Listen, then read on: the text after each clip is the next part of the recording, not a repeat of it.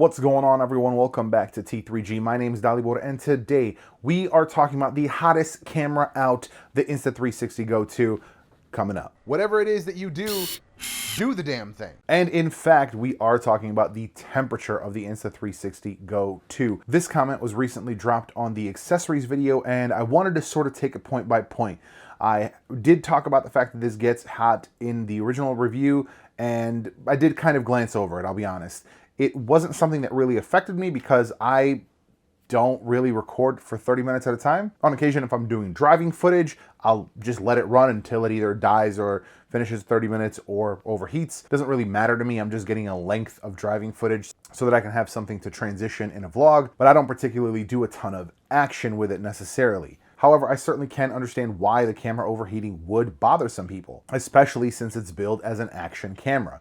Now, this commenter did say, and this is one of the last comments they mentioned, was that I find it hard to call it an action cam like the company or YouTubers or Amazon's other strangely enthusiastic reviews. And I can understand where you're coming from with that. Definitely some drawbacks as far as the temperature, the recording time, and even, I would say, the battery life, right? The unit itself is very short on battery life. I've maxed out the recording, so 30 minutes, and maybe gotten 5, I think 10 minutes the longest I've gotten. So 40 minutes of battery life at the most. But we also have to remember that it's smaller than my thumb. There's only so much battery you can shove inside of there, especially when it's doing automatic horizon leveling, it's doing stabilization. There's a lot of things that it's doing at the size. The battery's gonna get used up. I'm sorry if you have extremely high unrealistic expectations of a very tiny device. Like, let's be serious, up until a couple years ago when they launched the first of these products, things of this size were pretty much scams.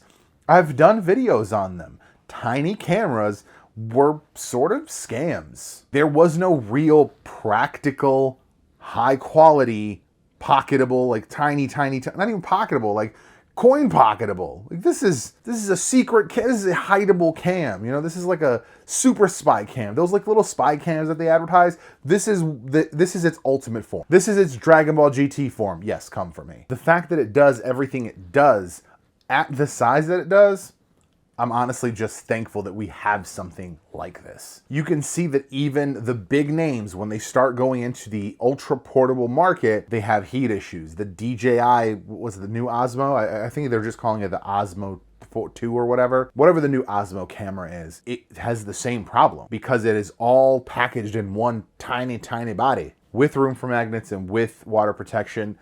There's a lot of things that need to happen at that size for it to give us all those features. So yes, 20 minutes in Pro, 30 minutes in regular recording for battery life, it's understandable, honestly. Just today, I took it outside with a little rig that I came up with to record the temperature throughout the entire duration of a 30-minute record, because that's the longest it'll record, right? And in 69°F temperature with wind, it barely, I think it hit 99 at the end. It barely broke 100 by the end of the 30 minutes. If you get the full maximum recording time, I mean, there's just not much more you can ask for, I'll be honest with you.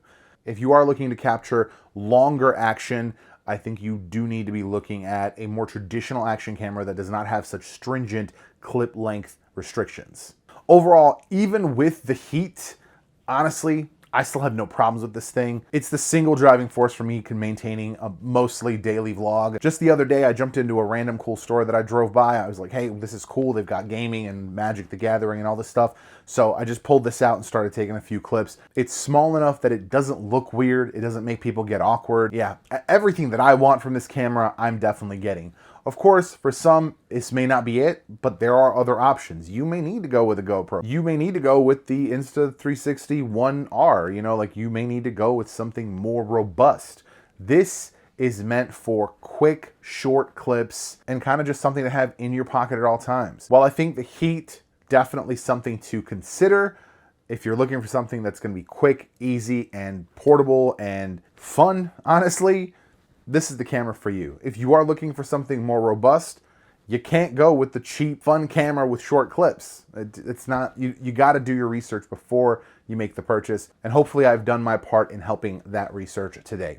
If you have any questions about the Insta360 Go 2, please drop them down below. Thank you for watching, and I'll see you in the next one.